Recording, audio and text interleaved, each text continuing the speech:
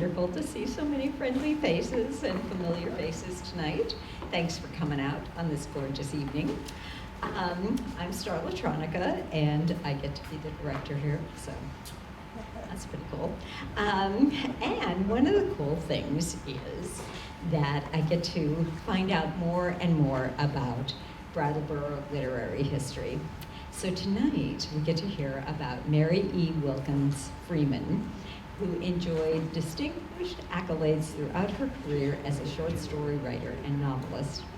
At the start of the 20th century, when her career was at its height, she and Mark Twain, you may have heard of him, were considered America's most beloved writers.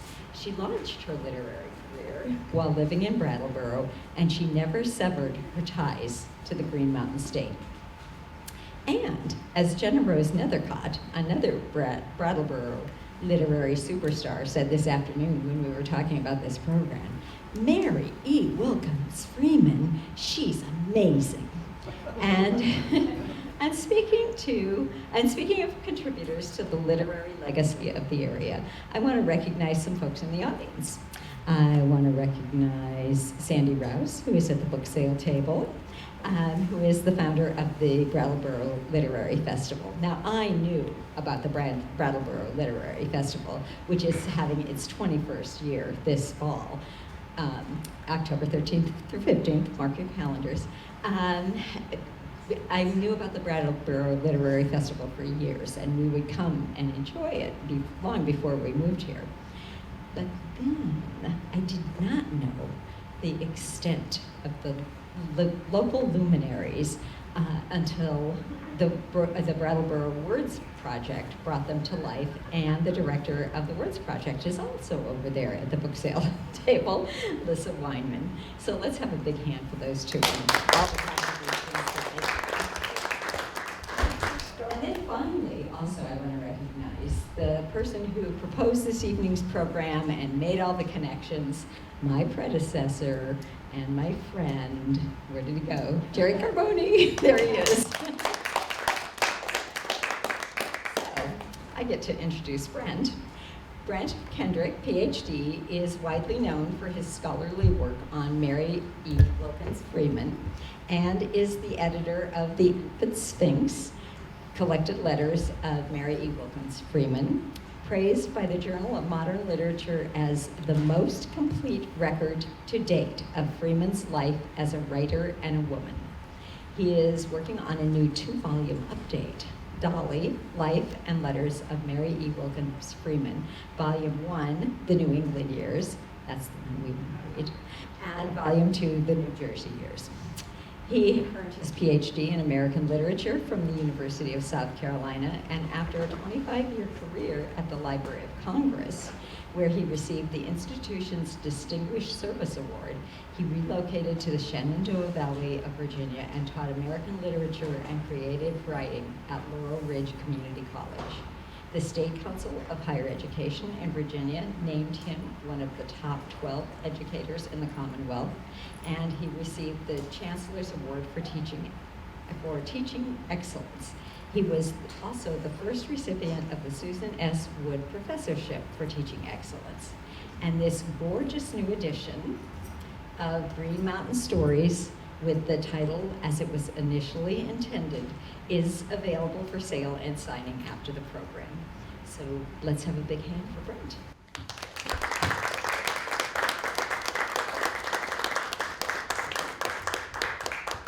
Thank you so much for that warm introduction. You know, I've heard that introduction of me many times, and every time I hear it, it's like, who is that guy? I don't know who he is. I'm just the son of a West Virginia coal miner, and I take great pride in that. And my mother was a fundamentalist minister at a time when that was fairly unheard of. And I have no desire to go back to the coal mining regions of West Virginia, but I always salute the coal mining region for giving me the appreciation for cultural diversity that I have today and an incredibly strong work ethic. So I want to make certain that I include that. Thank you. Yeah, and I am the first in my family to go to college. Any educators in here, teachers? Okay, librarians count as well.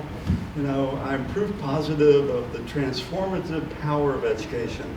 And I always tell my students, you know, if a kid from the coal camps of West Virginia can end up in the Library of Congress, you can do whatever you want to do. And I do believe that through the power of education. How many of you remember your English teacher from high school or college? And I bet you remember how much they liked to talk. Yeah. Well, I was thrilled when I was invited tonight to know that I have 3 hours. Thank you so much. Don't leave for coming. I do love to talk. When I'm not around, if you ask my students about me, they would say that I can be exhaustive and exhausting. When I'm around, they know how to suck up, and so they're okay, and they don't say things like that. But in all honesty, I'm feeling kind of like a mosquito in the nudist colony. I know what I'm supposed to do, I just don't know where to begin. So I'll begin with some heartfelt thank yous. First of all, thank you all for coming out tonight. I feel really privileged to be back here in Vermont. I love Vermont. I've been coming up to Brattleboro since the 1970s, doing research on Freeman, and I never get tired. And tonight is really, really special. I was here the last time for the Brattleboro Literary Festival in 2019 and shared the podium with Christopher Benfey, the Kipling scholar who had a new book come out that year. But in 2019, I made a commitment that I would be bringing a book out called Green Mountain Stories. It took a while, and I don't want to jump ahead, but here we are with it tonight, and oh my God, it feels so good. I mean, you know, today when Star touched it, and I took it out of the box, may I quote you? Yes. Her first word was exquisite, and it's an exquisite book, but I don't want to hop ahead, so I thank you for helping me bring Mary Wilkins Freeman back home to the Green Mountain State. And then I have some specific thank yous as well. The sponsors, of course, Brook Memorial Library, the Brattleboro Literary Festival, and the Words Trail Project. And then some specific people. It's Eddie Rouse, thank you very much again. And Star Electronica, where did she go? I thank you again. And Jerry Carboni, my God, Jerry and I go back a long time. My first trip here, working with the late Howard Rice, Jerry was the librarian and helped Howard and helped me on that particular day. So thank you all, and give you all a round of applause, everybody, thank you. And I do think that the book is absolutely gorgeous. And I don't know, I have a really strange feeling that Mary Wilkins Freeman is looking down smiling. I do. She always said if there was an afterlife, she wanted to come back as a butterfly. And I was tempted to bring butterflies tonight and have them released. And I thought, no, the book itself will do because it is an exquisite book. Freeman was exquisite. She was an exquisite person. Very small, very delicate, very thin. She hated having her picture taken because she said it always made her look like she weighed 3 times more than she did. But her friends, even late in life, recalled her exquisite beauty. And I'll say more about the designer of the book in a minute, but when I worked with her, right from the beginning, I said, I want you to be as proud of the design as I am of the book, so have at it. And I really didn't interfere much. And when I finally got the copy, I immediately thought of this quote. This is how one of Freeman's friends described her. Late in life, she was in her early 70s, if you can imagine this. I can't imagine, and they called her Dolly, and my new book, the 2-volume book, is going to be called Dolly, Life and Letters. I like Dolly better because that's what her friends called her. So I can't imagine Dolly Freeman walking across the floor. She glided along like a fairy. I mean, that's beautiful. The eternal feminine showed in her silk dresses, thread-lace collars, and slipper buckles worn daily. She was as fine and dainty as old point lace or Chinese porcelain. She loved laces, jewels, buckles, eggshell teacups, flowers, and voices in the trees and the chimneys. So I think she's looking down, smiling a lot at this. So there's something really, I think, that's rather extraordinary about this book, and I hope it makes you proud. When I came up with the idea, and I knew back in 2019 I was going to do this, but I said to myself, only a Vermont publisher gets it. Had to be Vermont. She's a Vermont writer, and I want to bring her back home where she belongs. She belongs in other states too, but she started here. And so I simply said, it's got to be a Vermont publisher. Finding a publisher these days is not easy. It really isn't. But after a couple of years, I succeeded. And so you can take pride in knowing that Green Mountain Stories is Vermont made. How's that? It is. The book launch is taking place right here in Vermont in Brattleboro. The publisher, Onion River Press, out of Burlington, right here in Vermont. The book's designer, Jenny Lyons, is right here from Vermont, south of Burlington. I've forgotten the name of the town. And most important of all, Mary E. Wilkins Freeman is a Vermont writer. She achieved her literary fame right here in Brattleboro. And that chapter in her life is largely overlooked. It's underplayed, and I'm really hoping to change that. So take pride that the book is Vermont made, and the only thing in the book connected with the book that is not Vermont made is me. I'm from Virginia, but I have a solution. I mean, when I present a challenge, I have a solution. So driving up here, I saw all these signs once I got in Vermont. Adopt a highway. Isn't that great? Adopt a highway. You know, and with the American Academy of Arts and Letters, you can adopt a poet, dead or alive. They don't care. Minimum $25. So I've got it into my head that somebody from Vermont could adopt me and make me a Vermonter. I mean, I don't take up a lot of space. I'm fairly low maintenance. I volunteer. You volunteer? Okay, good. I'm fairly low maintenance, and I'm a really good cook. So that's the one solution that I have. And the other one is, if anyone is connected to Governor Scott, I was hoping somebody from his office would be in Burlington, because I'm up for an honorary citizenship from any little town in Vermont. I mean, it doesn't matter. Brattleboro would be delighted. I would be thrilled. I'll even pay taxes. How's that? So somebody has to adopt me or figure out a way that allows me to be a Vermonter by adoption or something. So you may be saying, all right, so this book is out, so why are you here? And I'm here for a really very good reason. And it really gets to the heart of why I wanted to do the book and why I insisted that it had to be Vermont made. And so here's the question that I want you to answer, and be honest. I mean, I'm a professor, I'm thick-skinned, won't hurt my feelings at all.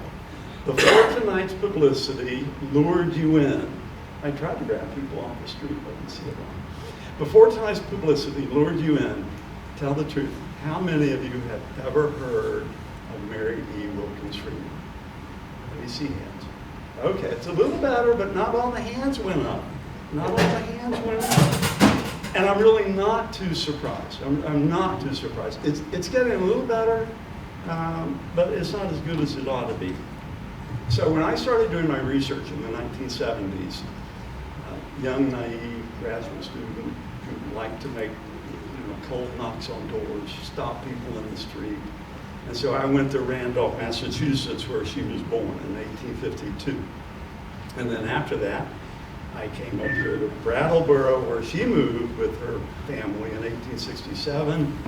And she lived here. Her mother died in 1880. Her father died in 1883. And at that point, she really had no one here. She had a couple of close friends, but she wanted to be back home in Randolph with family. So she went back to Randolph.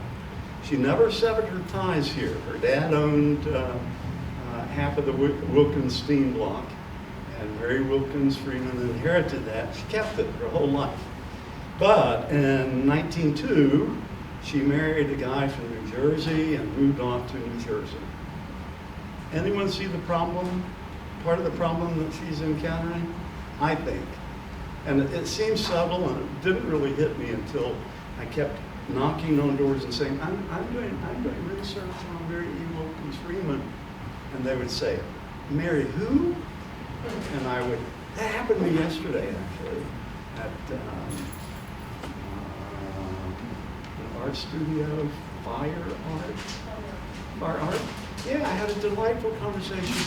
I was admiring the art way beyond my means to purchase. And so what brings you here?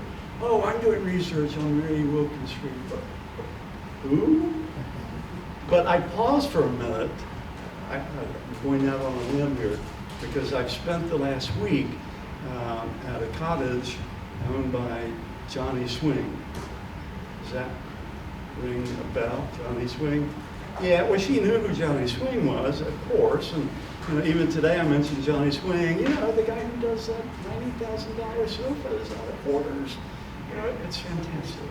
They knew Johnny Swing, but they don't know Mary E. Wilkins Freeman. And I think I know what the problem actually is. I think it's because she's associated with 3 states. And when you're associated with 3, which one really claims you? And Vermont does a little bit. I mean, it does. You do better than Massachusetts and New Jersey. Massachusetts kind of is down here, really. New Jersey, a little bit. Her house in New Jersey was put on the historical register 4 or 5 years ago, and then the people sold it and moved. But I think that is part of the problem. And so I'm hoping that this book will literally bring her back home to New Jersey. To Vermont, excuse me. And I hope that everybody will realize that they have an obligation. I hope that educators realize they have an obligation to teach her. They really do. I'll say more about that in a minute. Stop and think about it for a minute. So she lived here during her formative years, from the age of 15 to 32. Some of you aren't that old.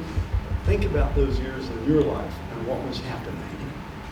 And a lot of people like to paint the picture that she was almost a recluse, overshadowed by her younger sister Nan, who was an accomplished pianist right here on the street of the Center Congregational Church, and that she was sitting inside brooding, and that she lacked social skills. And I really attribute that notion of her to a biographer whom I respect, but I attribute it to him.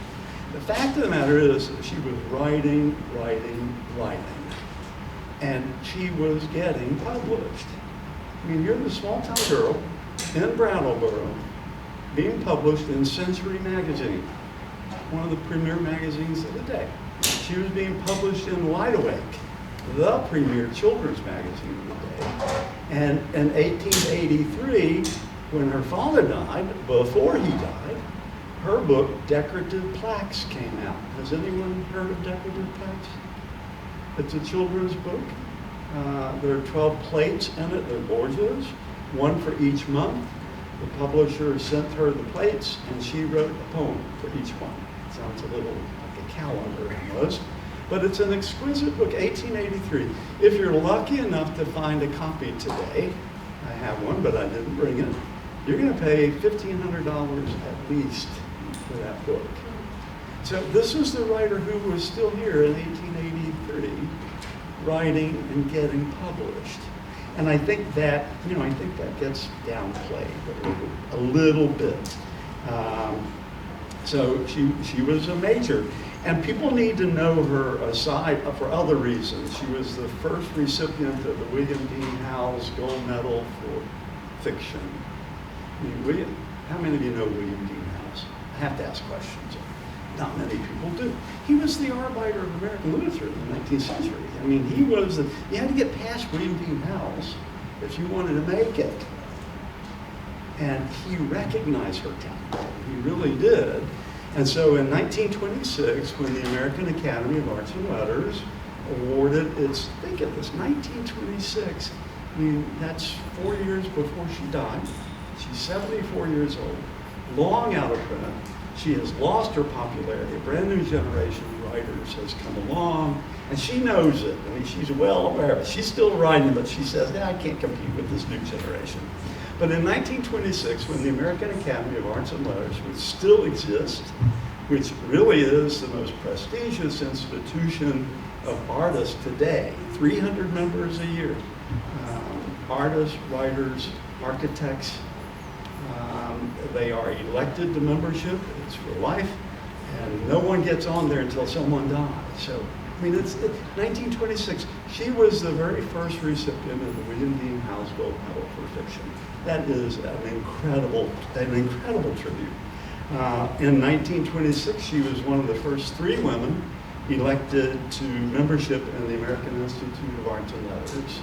It had been all men up until then. And she was one of 3, and her membership in the other 2 women was the letting down of the bars for membership in that institution. And I think what's even more staggering is in 1938, 8 years after her death, and just stop and think about why an institution would do this. The American Academy, and then they merged, it was the American Academy and Institute of Arts and Letters, put up a new building in New York City, in the Harlem area now, and the bronze doors, which are as tall as those windows, maybe even taller, and almost as wide as a double pane. At the top bears the inscription dedicated to the memory of Mary E. Wilkins Freeman and the women writers of America.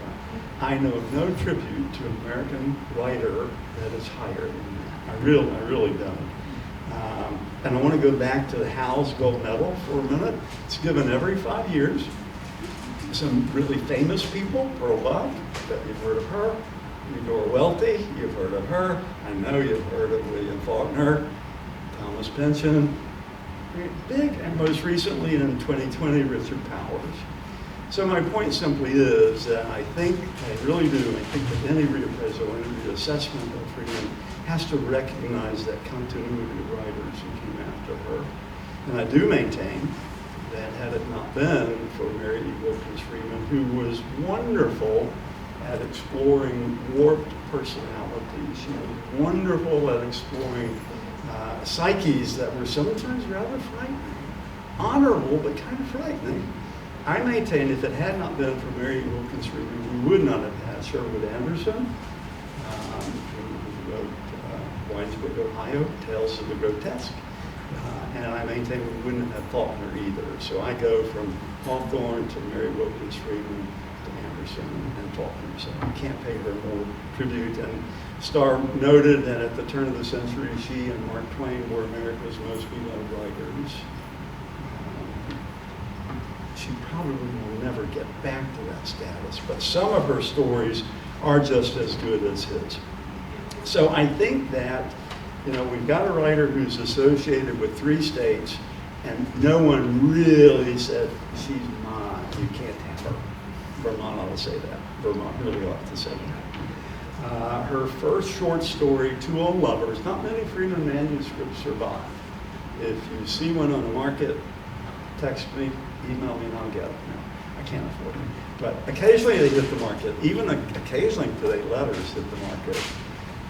But not a lot of her manuscripts survive. Her first story for adults, Two Old Lovers, does survive. And on the first page at the top is written in purple ink, her favorite color, Brattleboro, Vermont. So I think that really is important.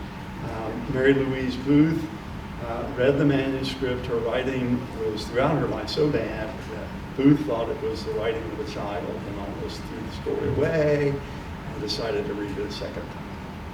And the rest is history. From that point forward, story after story was published in Harper's Bazaar and in Harper's Monthly, the 2 major magazines at the time.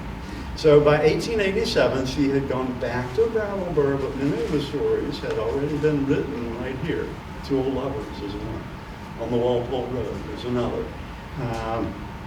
In 1887, she had written enough to be collected as a book.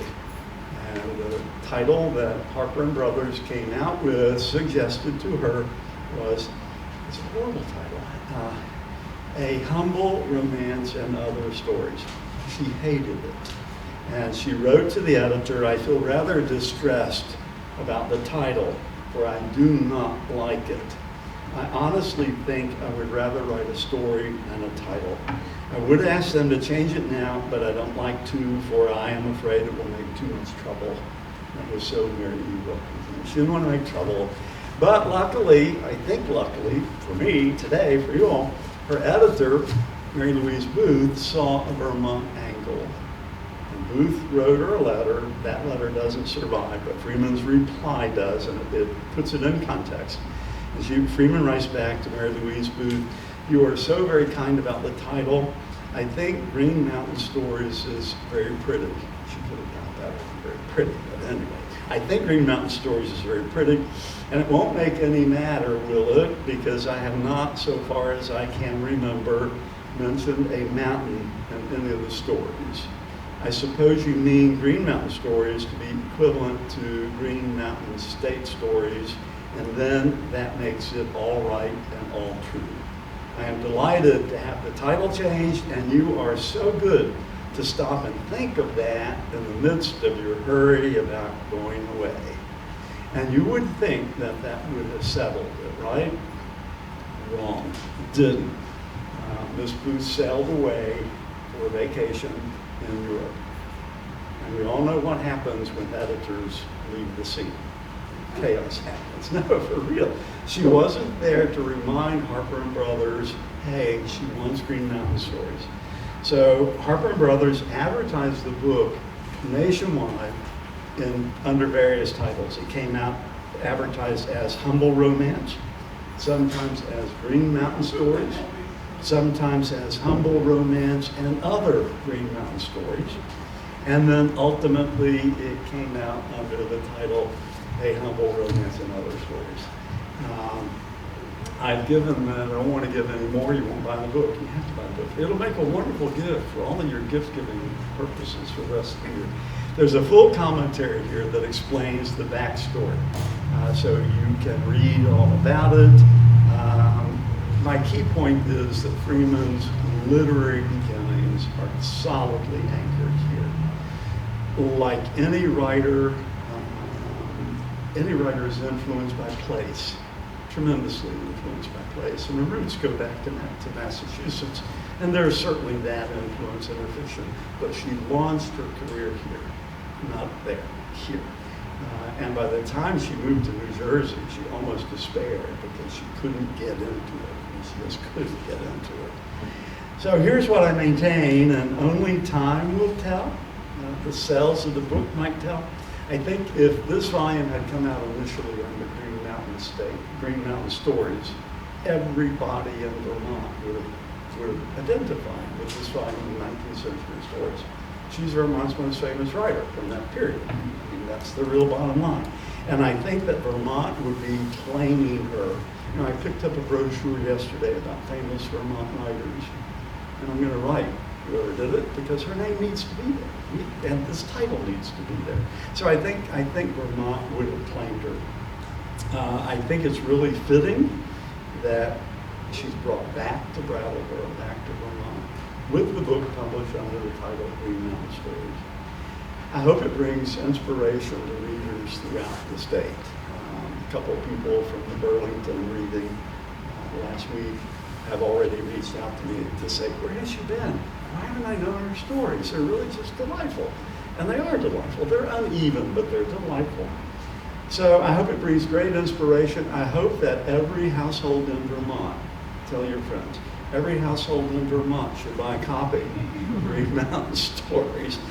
And Star's somewhere here, and I know she's listening. Every library in Vermont should buy at least one copy. Probably two, because libraries can afford to buy books, particularly when they sell for $35.99. Don't ask me, I didn't have anything to do with that price at all. So I hope that every library buys it, and I'm not joking here. I hope that every school in Vermont figures out a way to start teaching at least one Mary Wilkins Freeman short story. And they don't have to buy the book. Everything is in public domain. You know, and there are some fabulous, fabulous stories, you know, that are out there waiting, just waiting to be read by students. And they are tremendously, tremendously successful with students. She has a story, for example, on the Walpole Road. I'm always talking about that. I put that story right on par with Mark Twain's Jumping Frog at Calaveras County. and I pair them up. When I teach the two, which one do you think my students like best? On the Walpole Road. They don't get the humor. They don't get the humor in Jumping Frog at Calaveras County. They miss the fact that you've got a young man cornered by an old man who won't shut up and is going to tell that story or die. And they miss the fact that Jumping Frog makes some pretty negative statements about what education isn't doing. They miss the fact that it makes some pretty negative statements about what churches aren't doing.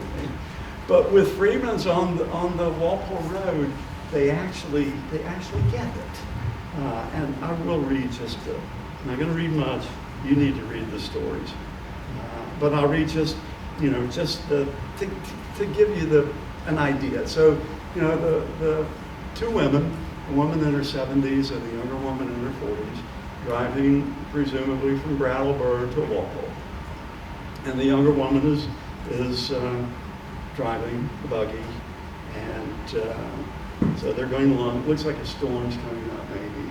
The road is really dusty. And the younger woman is Elmira, and the older woman is Miss Green. So Elmira jerked the reins viciously and clucked, but the horse jogged along undisturbed. "It ain't no use," said she. "You might as well try to start up a stone post." "Well, maybe the shower won't come up at all," said the old lady. "That cloud makes me think of Aunt Rebecca's funeral," she broke out suddenly. "Did I ever tell you about it, Elmira?" "No, I don't think you ever did, Miss Green." "Well, maybe you'd like to hear it as we're jogging along." And about 10 pages later, she's still telling the story, and I'll ruin it by telling you the end. And so they finally get to their destination, and Ms. Green says, "Well, my story's gone around to the Northeast too. Ain't you tired of hearing me talk about it, Elmira?" "No, indeed, Miss Green," replied Elmira, slapping the reins. "I like to hear you, only it's kind of come to me as I've been listening that I had heard that story before." So it's one of those where Miss Green tells every time they go on the Walpole Road. So I like that one. There are others. I like them all. I really do. The first story that I read by Mary Wilkins Freeman was her story, A Humble Romance, and I fell in love with it. And the title didn't bother me as a story. I fell in love with it because it's kind of a preposterous love story. I mean, it really is. An overworked young lady who's a servant in a house, and the tin peddler comes along, and they strike it up. And he convinces her to get in that buggy and go off into the sunset. And she does. She does. And then she discovers that he's been married before. And so how do you do with that? And he leaves, and she keeps right on with that buggy, selling the tinware and whatever he's got on it, because he told her, "I will be back." He comes back and he discloses his first wife was dead. Kind of preposterous. But anyway, I like that story. There was something about keeping your word that I liked, and I find that a lot in Freeman's fiction, even if her characters sometimes are a little warped they keep their word, and they work hard, and there's pride in poverty, and I like that as well. There's nobility in her characters. But another one that I like an awful lot, and the press coverage for this event has really been great. I really enjoyed following it in the papers. But I did notice somewhere, and I don't know where, and it's not a big deal, that it credited Freeman for Sarah and Jewett's story of White Heron. And that's a Jewett story, not a Freeman story. However, when I teach a White Heron, and I do, I always pair it, not pair it, I pair it with the Freeman story, A Symphony in Lavender, because they both explore, and I think Freeman's is honestly better. They explore that unusual tension during their adolescent years when we're falling in love and we're attracted to sex but repulsed by it at the same time. And in A White Heron, the young girl is dying to show this exceedingly handsome young man where the white hair is. Dying to do it. And she gets ever so close and keeps pulling back. She wants to show him. Well, you know what that story is all about. Of course you do. Well, A Symphony in Lavender is about the same thing. It really is, in a way, sexual repression. And this is a story where a country woman is visiting an artist in the city. And the artist in the city, after many, many years, feels comfortable enough with a young woman to disclose a dream that she once had. She never told anybody. And so she's speaking of, in the dream, she meets up with a young artist and is attracted to him. And in the dream, finally he spoke. "Won't you give me one of your flowers?" he said. "Just one." I gathered courage to glance up at him then, and when his eyes met mine, it did seem to me I wanted to give him one of those flowers more than anything else in the world. I looked into my basket and had my fingers on the stem of the finest lily there, when something came whirring and fanning by my face and settled on my shoulder, and when I turned my head with my heart beating loud, there was a white dove. But somehow, I seemed in my dream to forget all about the dove in a minute, and I looked away in the young man's face again and lifted the lily from the basket as I did so. But his face did not look to me as it did before, though I still wanted to give him the lily just as much. I stood still, gazing at him for a moment. There was in my dream a sort of fascination over me, which would not let me take my eyes from him. As I gazed, his face changed more and more to me, till finally, I cannot explain it, it looked at once beautiful and repulsive. I wanted at once to give him the lily and would have died rather than give it to him, and I turned and fled. I have to read the whole story to find out what actually happens in this. So I'm going to stop at this point, and I would love to hear some questions and see whether I can answer any of the questions. Any that you have? Yes, ma'am. Is it true that she lived right on Grove Street, just within sight? She did. She lived in a couple places on Chase. The Chase Street house still exists. Grove Street. Her father was planning to build a home on Oak, and that never materialized. And then she lived on Putney Road next to the Tyler. She lived in the Tyler house. Yeah. Yeah. Western Avenue, son of Royal Tyler. What is now Western Avenue. Yeah. Yeah, so that is true. Yeah. And the last house, apparently, as near as I can make out, was the Grove Street house. And again, and I'm not, I've got dialogues going in my head all the time, fussing with the biographer. And I knew Edward Foster, who came out with his biography. It's a standard today, other than what I have in the Infant Sphinx. And he did it in 1955. And I met him and interviewed him many times and have great respect for him. But I think biographers and those of us who deal with history have certain obligations. And I think one of those is you keep your full working notes. You keep them. You keep them. You don't destroy them. You keep them. So Edward Foster, was really lucky because he was a student at Harvard in 1930 when Freeman died. And he was savvy enough to say, somebody needs to do a biography of Mary Wilkins Freeman. He did it and presented it for his doctoral dissertation at Harvard, and it was not accepted. And so what do you do at a point like that? He put it aside.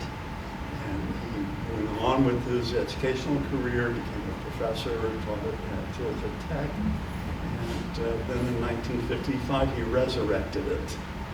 And it was published by Hendricks House.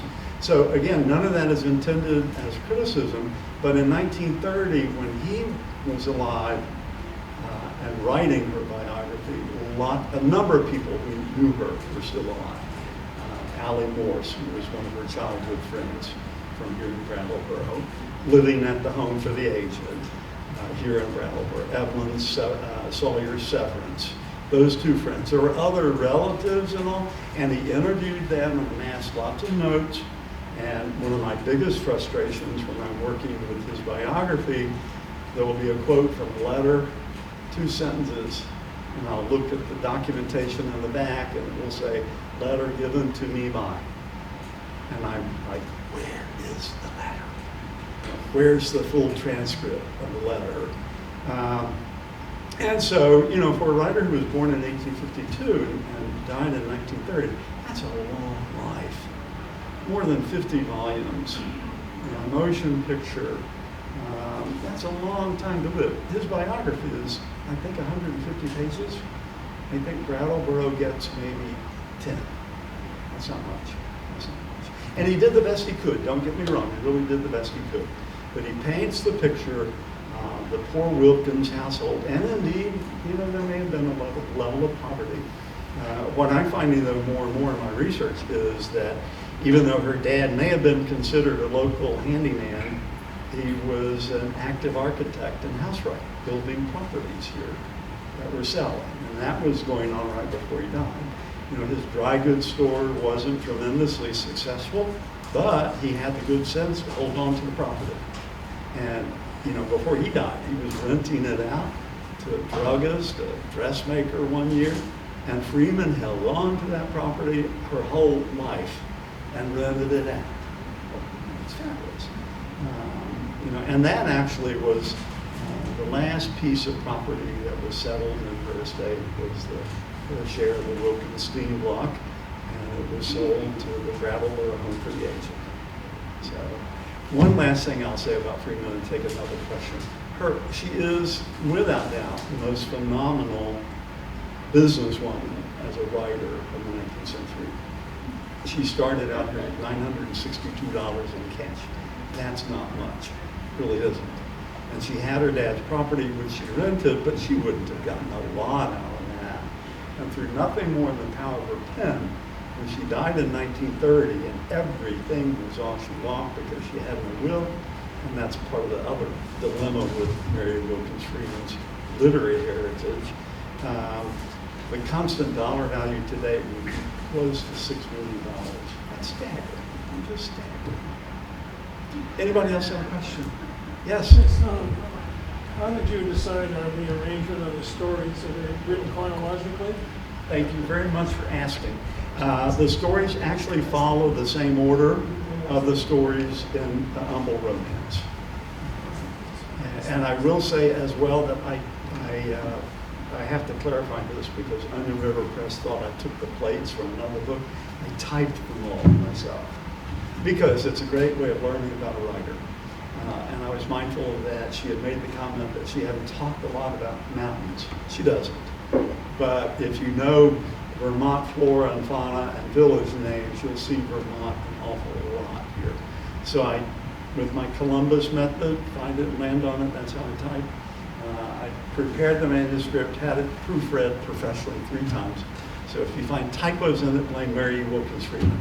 Now, one of the biggest challenges that I had preparing the manuscript was the fact that she uses quite extensive dialect. And so, you know, you've got to really be careful. And the first proofreader was hell bent on correcting all that. And I was like, oh, I don't think so. But good. That was a good question. Well, That's okay.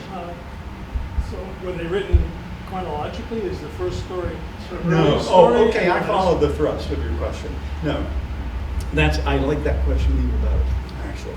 So you would think that, and I can't believe I'm going to say what I'm going to say, but I usually say what I'm going to say.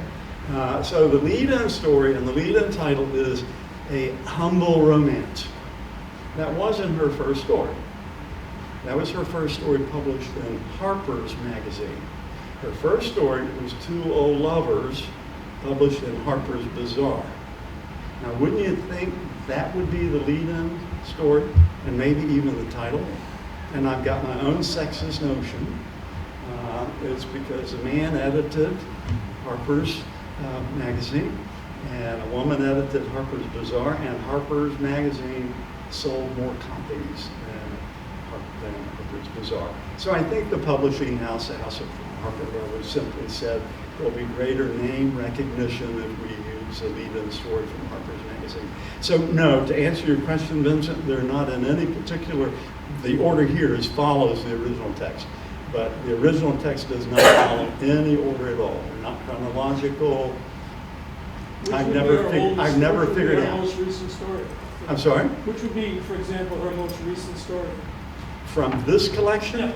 I have absolutely no idea. I really don't. I don't. I'd have to go back and look. Yeah, that's a good question. That's a good assignment for you. Get back to me with the answer. Yes. So, after she left Vermont, Yes. did she continue to write about Vermont women, even when she was living in New Jersey, I guess? Because all the stories that I've read seem to be about strong Vermont women and rural Yep. settings, and yet, and where did she live in New Jersey? Was it Yeah, suburb or city? that's an excellent question, and I would say that her stories are populated with incredibly strong women. They're also incredibly populated with incredibly strong men. Stubborn men. Women are stubborn too. They're strong characters, and certainly a lot of them would be from Vermont, a lot from Massachusetts. She complained when she went to New Jersey that she had nothing to write about. That she couldn't identify. And if you stop and think about it, and I love the Garden State, I really do, but it's worlds apart from New England. I mean, it really is. And add on top of that, I hope this is answering your question, I dare say she does what all writers do. We reach back and grab, and we're not always certain. I'm a blogger, and I do weekly blogs, and they're largely memoirs, creative nonfiction essays. And one last week, for example, I ended up in a dill patch when I was 5 years old. Well, who would have thought at my age that I would even, and I was in the kitchen cooking. So I think Freeman did the exact same thing. She tapped into what she knew, and she knew small town villages. By the time she moved to New Jersey, she wrote about New Jersey people, and oftentimes caused a lot of outrage in Metuchen, New Jersey. Today, Metuchen is almost a bedroom community. But she would write stories about people in the town. The guy who ran up a debt and left. And she wrote a novel called The Debtor. And everybody knew who it was. And she thought it was okay.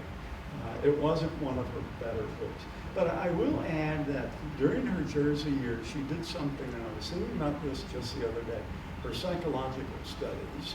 She did a fabulous book called Under Studies, which draws parallels between people and the pets they own. So there's one about a dog, there's one about a cat, there's one about a horse. I think that's really, and they're excellent. They're really excellent. Does that answer your question? Yeah. Yes. In her using particularly strong-willed women, did she catch any negative, critical, bad response from doing that? No. Did it offend anybody? No, it really didn't. And when the suffragette movement came along, women tried to pull her in. She kind of avoided taking a stance on that. She really did.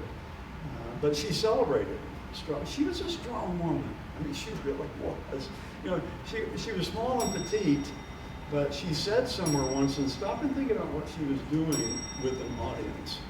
She said somewhere once that nothing gets attention better than a soft voice.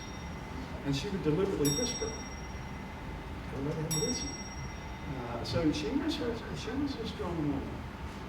She married a doctor in New Jersey. He had been at one point a practicing physician, but he took over his dad's coal and lumber business in Metuchen. And people warned Mary Wilkins about him before she married, that he was a womanizer and drank too much. She married him anyway. And, he ended up in an insane asylum. She had him committed. I'm going back to your question.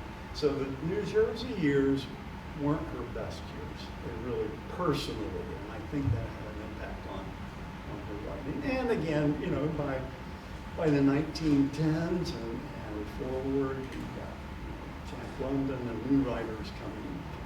So, good question. Anybody else? Yes, listen. So she married late in life and never really expressed any interest in having a family or children, right? She was 50 when she married. Yeah. So did she have any other significant, the sister died, parents died, you know, were there any other significant family members around her? Or close relationships, like with her, obviously with Twain, there was a relationship with Kipling when she would visit him here. Yeah, just a passing hello. She was more stricken by his buggy driver than she was by Kipling. So to answer your question though, Alyssa, she had really close, but I think a person has to be cautious about jumping to conclusions. When she moved back to Randolph, she moved in with the family of her childhood friend, Mary Wales, and stayed there until she married. And she and Mary Wales was called Mary John Wales, were really close friends. And then she married, moved to New Jersey. She was really close friends with Dr. Freeman's sisters. Who were educators. She had two first cousins, and she was good friends with them. And they stayed with her off and on during her 70s in New Jersey. And I'm going to a point here. So I'm always after letters. I'm always after lost things. You know, and when I did the infants things, I maintained that I had included all known letters at the time. And I did. That was 1985. You know, libraries have resources these days, thanks to automation, thanks to the internet, and they're able to inventory their collections more fully than they had then. So more and more letters have come up. I probably have found maybe 120 more. That's still not an awful lot. 600 letters for a lifetime of a writer that important. But if you stop and think about that period during New Jersey, when she would have been writing letters back to Mary John, none exist. They don't exist. When Freeman died, all the books and everything went to the cousins who lived in Massachusetts, and then when they died, their children called the sanitation department and had everything taken out of the house to the city dump. So everything kind of disappeared. And I think I do think that has a lot to do with what happened to her reputation as a writer. There was no literary executor to look out after her literary estate. Did that answer your question? So close friends, no, and there were other. I mean, she was really close friends with Marion Boyd Allen, the artist, and every close friend that I tracked down their children, and I would write, tell them what I'm doing, and I would get a response, oh no, they were much too personal. Mother burned all those letters. So the answer is, there were close friends.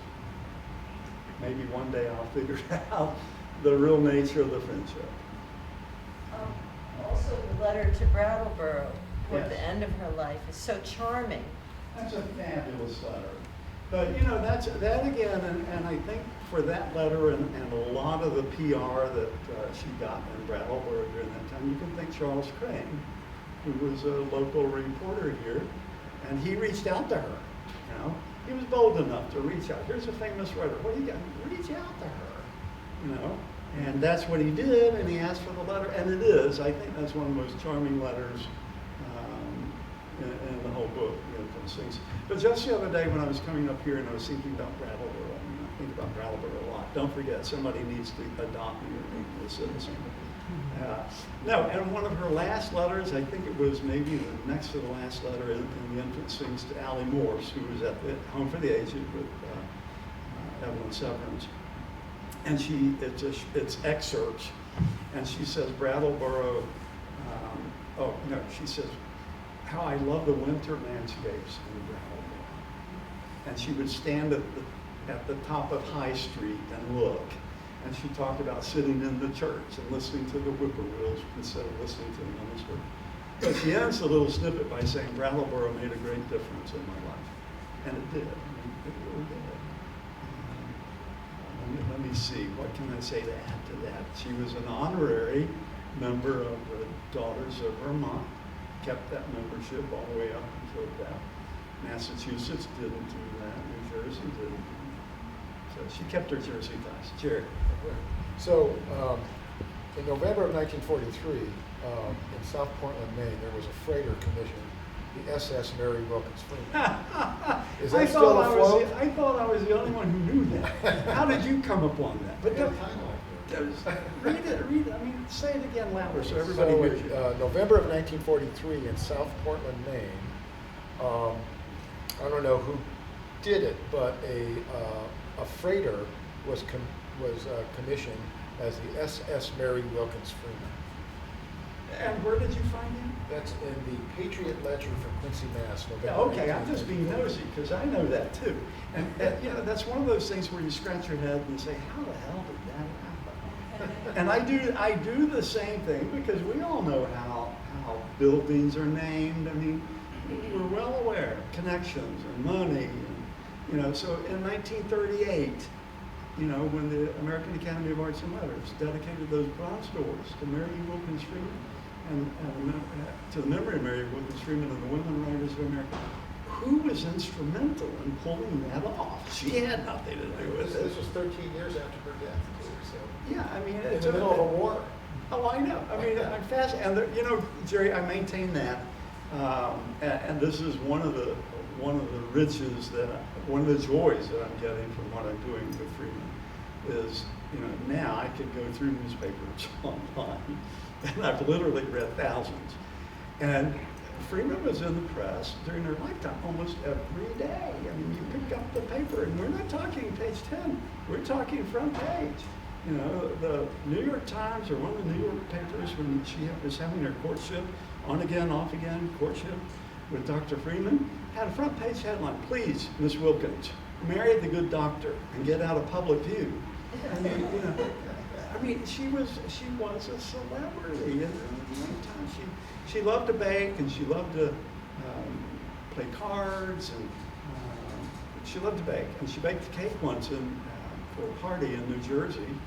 And while people were eating the cake, she discovers her diamond ring is missing. That hit every paper in the country. Mary E. Wilkins Freeman loses ring, diamond ring and cake. And then you got the press saying, is this just another one of her gimmicks to sell the books?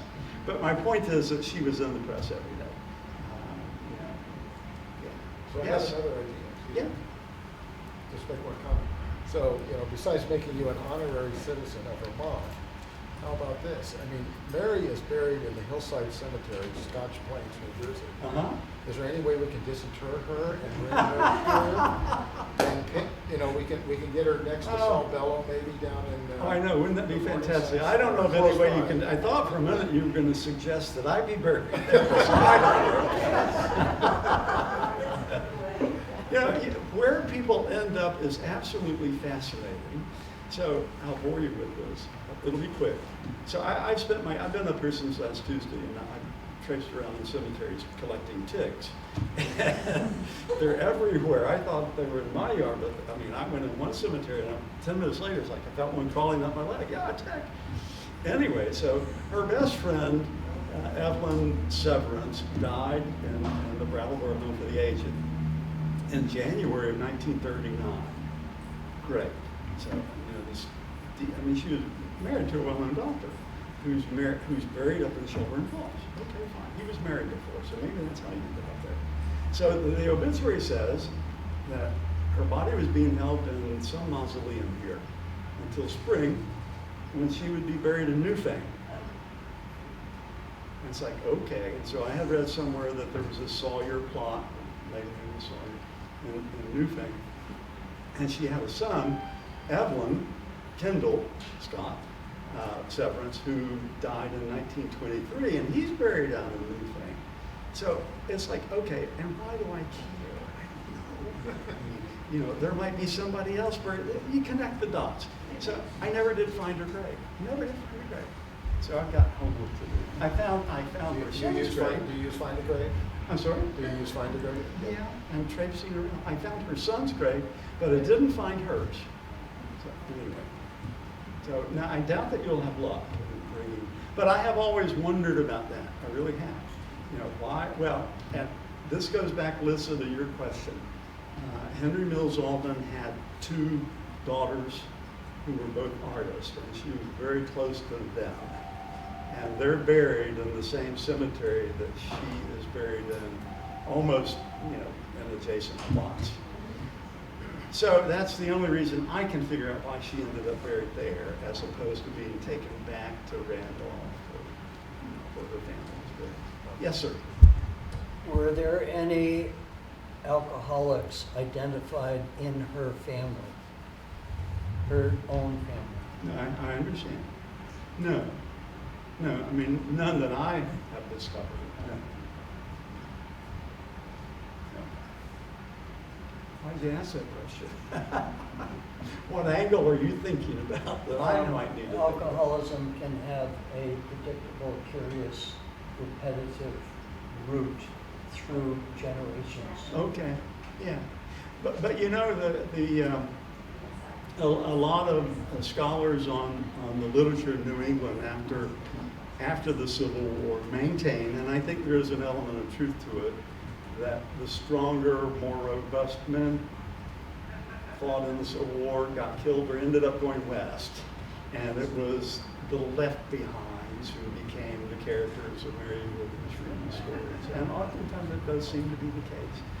The man who gets so rutted, I mean, Two Old Lovers, and I won't read it, but I encourage you to read it. Two Old Lovers is exactly that. You know, a young man falls in love with a young woman, and he's got to take care of his mother. And mama dies, and everybody is convinced he's going to marry now. And they keep courting every Sunday night for his whole life. And he finally gets to be an old man on his deathbed, and he still hasn't asked her to marry him. He's just set in his ways. And she arrives when he's dying, and he says, "I always meant to ask you to marry me."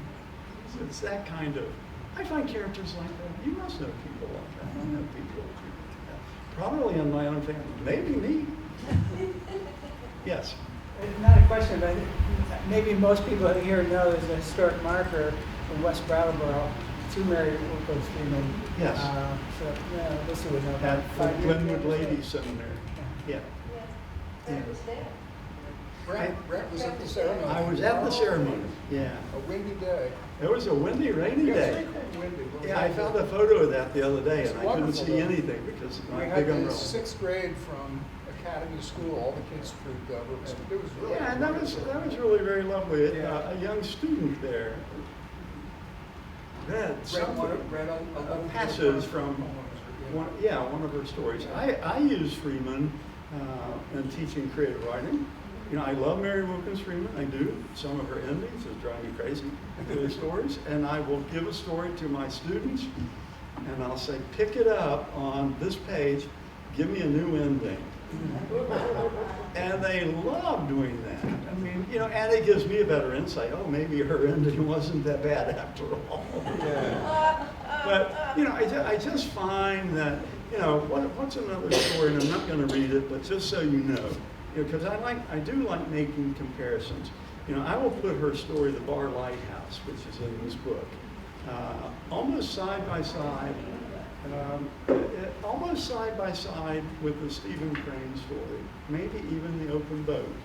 This questioning of faith, where someone doesn't believe, and that's the case in The Bar Lighthouse. I've forgotten the characters' names offhand, but the husband, who is the one responsible for lighting keeping the light going, has gone off to town, and the light goes out, and he's not back, and a horrible storm comes up, and I think the wife's name is Martha, and she's terribly rheumatic and has trouble with her knees. And it's like, I can't get up there like that. And she's worried that her husband won't be able to find his way back home. And she is fiercely determined that she will light it. And she manages to climb up those stairs and read the rest of the story. It's a great exploration of how we doubt and what we believe. Freeman made the comment once, and it's one of my favorite comments. I don't know where she made the comment, but she said the best thing, and think about it in your own relationships, in your own lives, and think about it in stories that she writes and that you will read. The best thing that a friend can do is push a friend into a spiritual corner. Stop and think about that. Have you ever been pushed into a corner spiritually? Where you have to really show what you believe. And the more I think about that, she does just that in an awful lot of her stories. She pushes a character into a corner to see, what are they made of? How strong are they? Any other questions? Yes? Did she mention the Brattleboro retreat or the tower? No. Retreat tower? No, but, the house on Chase Street was not that far away. And her biographer maintains that residents would often come by and she would encounter them. And so you end up with character types like that. And let's see, what did I see coming in? It wasn't called the poorhouse.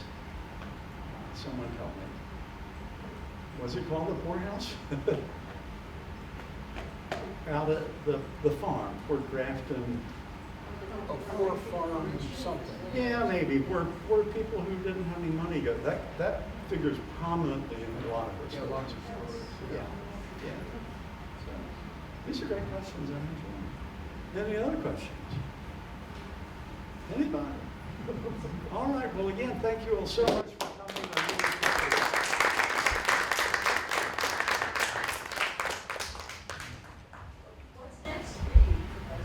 What's next for me? Thank you, Lisa. So this isn't being recorded, right? Or it isn't? I don't care. It doesn't matter to me. At this point in my life, I've told everything, and I don't mind telling the rest. So last December, I taught my last class at Laurel Ridge as a full-time professor, and I am now reinventing myself.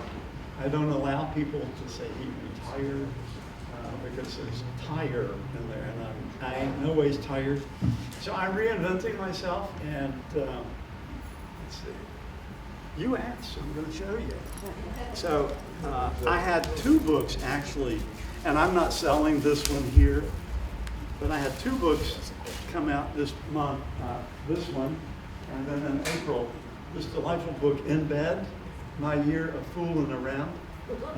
Personal essays that I was talking to someone about. So I'm reinventing myself, and I'm doing, honestly, I have the time now and the luxury. I can adjunct teach if I wish, but I can continue research. I can finish the 2-volume book on Mary Wilkins Freeman. I can keep writing my silly essays, that sort of thing. And I love to garden, and I love to cook, and so it goes on.